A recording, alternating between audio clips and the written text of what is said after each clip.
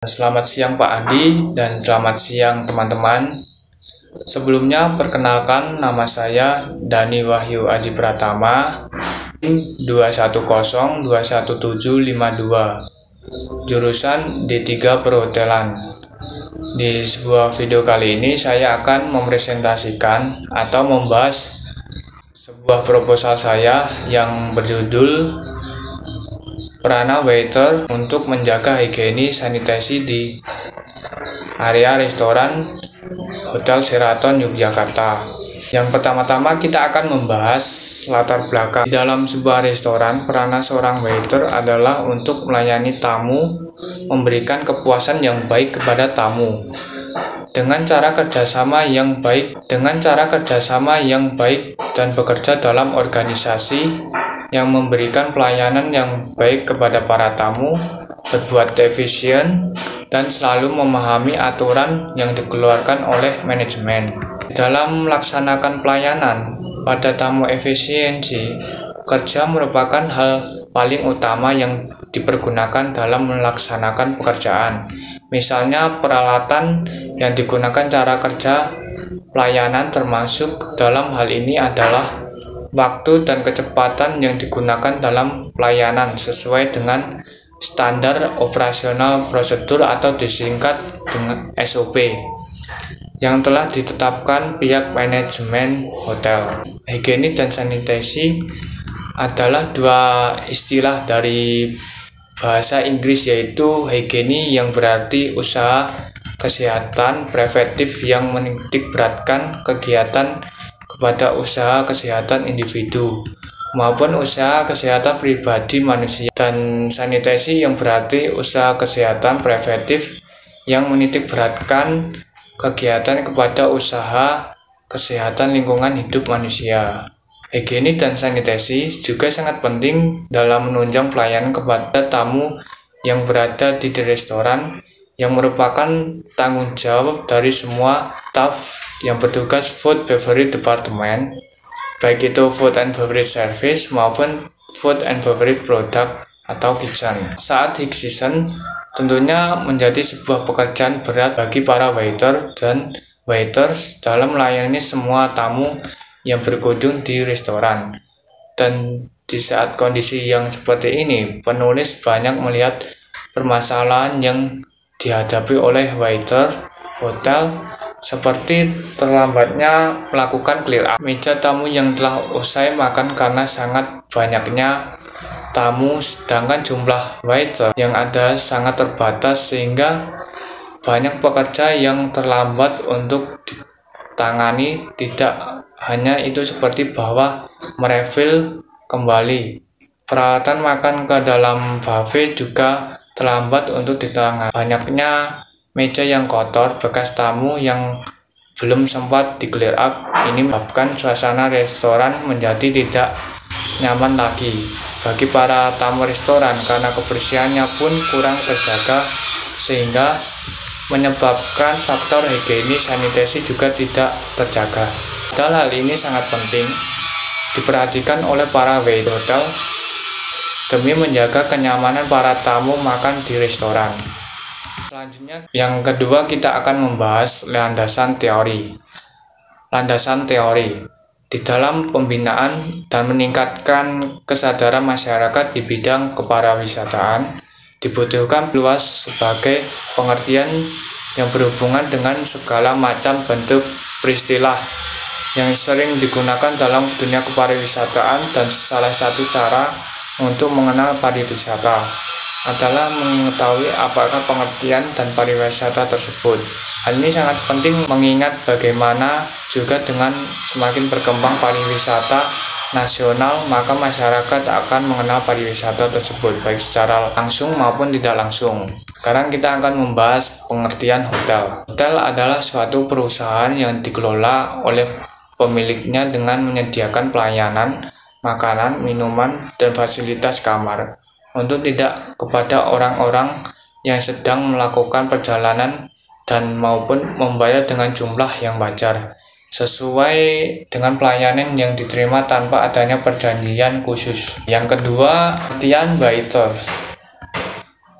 Waiter adalah karyawan atau karyawati di dalam sebuah restoran yang bertugas menunggu tamu-tamu, membuat tamu-tamu merasa mendapat sambutan dengan baik dan nyaman, mengambil pesanan makanan dan minuman, serta menyajikannya, juga membersihkan restoran dan lingkungan, serta mempersiapkan meja makan table untuk tamu.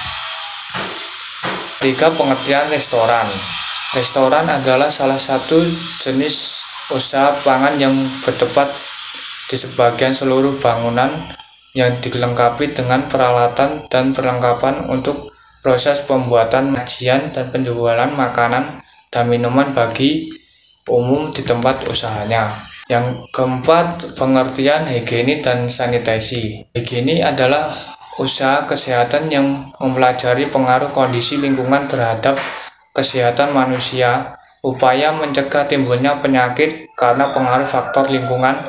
Higienis makanan adalah suatu pencegahan penyakit yang menitik beratkan kegiatan pada usaha kebersihan, kesehatan, dan keutuhan makanan. Sedangkan sanitasi adalah usaha kesehatan yang menitik beratkan pada pengawasan terhadap berbagai faktor lingkungan yang dapat mempengaruhi derajat kesehatan dengan menurunkan bibit penyakit yang terdapat dalam lingkungan manusia. Sekarang membahas metode penelitian.